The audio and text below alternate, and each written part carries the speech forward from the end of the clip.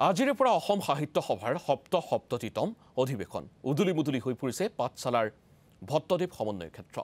নামঘৰৰ দ্বাৰ মুকলি ক্ষেত্ৰ আৰু তোৰণ মুকলিৰে আৰম্ভ হ'ব প্ৰথম দিনৰ কাৰ্যসূচী।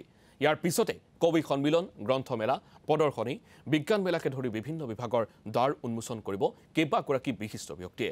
প্ৰথম দিনা ভট্টদেৱৰ কথা সাহিত্য শীৰ্ষক সাহিত্য আলোচনা চক্ৰ অনুষ্ঠিত হ'ব সাহিত্য সভাৰ বাকৰিত। বিয়লি প্ৰতিনিধি শিবিৰ মুকলিৰ পিছতহে অনুষ্ঠিত হ'ব অসম সাহিত্য সভাৰ অষ্টম পূৰ্ণাংগ কাৰ্যনিৰ্বাহক সভা। অসম সাহিত্য সভাৰ অধিৱেশন উপলক্ষে জিলিকাই তোলা হৈছে সমগ্ৰ পাঠশালা চহৰ। ৰাজ্যৰ বিভিন্ন জাতি জনগোষ্ঠীৰ ভাষা সাহিত্যৰ সমন্বয়স্থলীত পৰিণত হৈছে ভট্টদেৱ সমন্বয় ক্ষেত্ৰ। এই মুহূৰ্তত আমি পোনপটীয়াকৈ যাব বিচাৰিছোঁ সতীৰ্থ ৰূপম দলৈ সেই প্ৰান্তত উপস্থিত আছে। যিহেতু অসম সাহিত্য সভা বুলি ক'লে এক সুন্দৰ পৰিৱেশৰ সৃষ্টি হয়, এক বৌদ্ধিক জাগৰণ সৃষ্টি হয়, আৰু এই মুহূৰ্তত পাঠশালাৰ ভট্টদেৱ সমন্বয় ক্ষেত্ৰৰ পৰা সামগ্ৰিক পৰিৱেশটো আপোনাৰ জৰিয়তে জানিব বিচাৰিম। ৰূপম।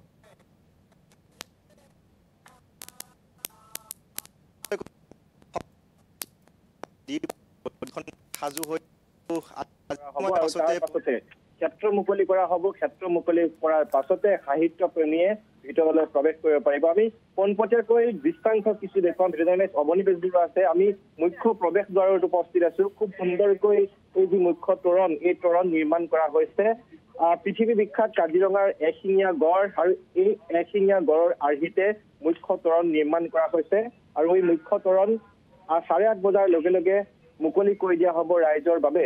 আৰু তাৰ পিছতে দেখিবলৈ পোৱা যাব লোকাৰণ্য পৰিৱেশ। এই যিটো বিশাল এৰিয়া, এই বিশাল এৰিয়াটোত 5,000 বিঘা মাটি আছে। আৰু এই 5,000 বিঘা মাটিত আয়োজন কৰা হৈছে এই যি পাঠশালা অধিৱেশন। আমি ভিতৰলৈ যাম, ভিতৰৰ পৰিৱেশ দেখুৱাম। ইতিমধ্যেই বিভিন্ন প্ৰান্তৰ পৰা সাহিত্য প্ৰেমীসকল আহি ইয়াত উপস্থিত হৈছে। বিভিন্ন যিহেতু কাৰ্যসূচী আছে আজিৰ দিনটোত, পোনপ্ৰথমে মই কৈছোৱেই যে নামঘৰ উদ্বোধন কৰা হ'ব। তাৰপিছত যিহেতু এইবাৰ বাণিজ্য মেলাৰ পৰিৱৰ্তে বিজ্ঞান মেলাৰ আয়োজন কৰা হৈছে। 560 কোটি টকা ব্যয়েৰে বিজ্ঞানৰ যিসমূহ সা সামগ্ৰী, সেই সা সামগ্ৰীসমূহ ইয়ালৈ অনা হৈছে আৰু সেইসমূহ প্ৰদৰ্শনৰ ব্যৱস্থা কৰা হৈছে। অন্য হাতেদি অন্যান্য যি প্ৰদৰ্শনী, সেই প্ৰদৰ্শনী হ'ব। বিভিন্ন আকৰ্ষণ থাকিব। এটা বৃহৎ আকাৰৰ 87 ফুট ওখৰ জাপি নিৰ্মাণ কৰা হৈছে, অস্থায়ী জাপি, আৰু সেই জাপিটো আকৰ্ষণৰ কেন্দ্ৰবিন্দু হ'ব। বিষয়ববীয়াসকল আছে। আমি দেখিছো ইতিমধ্যে আপোনালোক সাজু হৈছে। কিছু সময়ৰ পাছতে মুকলি কৰা হ'ব নামঘৰৰ দ্বাৰ। কি ক'ব বিচাৰিব ৰাইজক উদ্দেশ্যি, সাহিত্য প্ৰেমীক উদ্দেশ্যি? আজি প্ৰথমে আমি আমাৰ ভট্টদেৱ ক্ষেত্ৰ উন্মোচন, তাৰপিছত মুখ্য দ্বাৰ উন্মোচন, তাৰপিছত নামঘৰ, তাৰপিছতে আমাৰ গ্ৰন্থমেলা দ্বাৰ উন্মোচন, এনেকে এটা কেইখন নামঘৰ। নামঘৰটো প্ৰথমে হ'ব। নামঘৰ প্ৰথম হ'ব। নামঘৰৰ পিছত বাকীবিলাক উন্মোচন হ'ব। আমি মুখ্য দ্বাৰ উন্মোচন কৰিম। তাৰপিছতহে আমাৰ প্ৰৱেশ ঘটিব।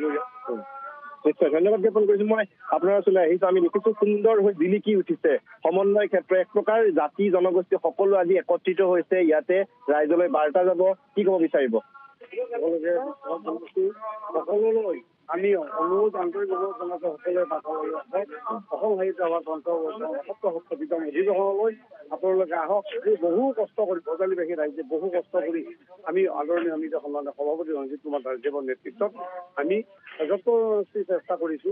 আপোনালোকে আহক, আহি পেলাই আমাকো অকমান আশীৰ্বাদ কৰক যে অনুষ্ঠানটো সুকলমে যাওক। আৰু আমি আদৰণি জনাইছো। এতিয়া আমাৰ নামঘৰ শুভাৰম্ভৰে আমাৰ প্ৰথম কাৰ্যসূচী আৰম্ভ হ'ব। তাৰপিছত আমাৰ ভট্টদেৱ ক্ষেত্ৰ, যিহেতু ভট্টদেৱ ক্ষেত্ৰ নামকৰণ কৰা হৈছে। ভট্টদেৱ ক্ষেত্ৰ আমাৰ সন্মানীয় আদৰণি সমিতিৰ সন্মানীয় সভাপতি তথা গ্ৰহণ কৰিব। আমি এটা ঘৰত আছো। আমাৰ গৌৰৱ, অসমৰে গৌৰৱ, পাঠশালাবাসীৰ গৌৰৱ কৃষ্ণদেৱে উদযাপন কৰিব।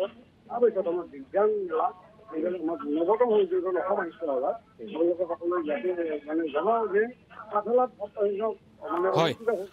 ৰূপম, এই মুহূৰ্তত আপোনাক ধন্যবাদ জনাইছোঁ। এয়া হৈছে অসম সাহিত্য সভাৰ পৰিৱেশ। আমি পৰৱৰ্তী সময়ছোৱাত পোনপটীয়া সম্প্ৰচাৰ লৈ যাবলৈ যত্ন কৰিম পুনৰবাৰ। আৰু আজিৰে পৰা অসম সাহিত্য সভাৰ সপ্ততিতম অধিৱেশন উদুলি বুদুলি হৈছে পাঠশালাৰ ভট্টদেৱ সমন্বয় ক্ষেত্ৰ।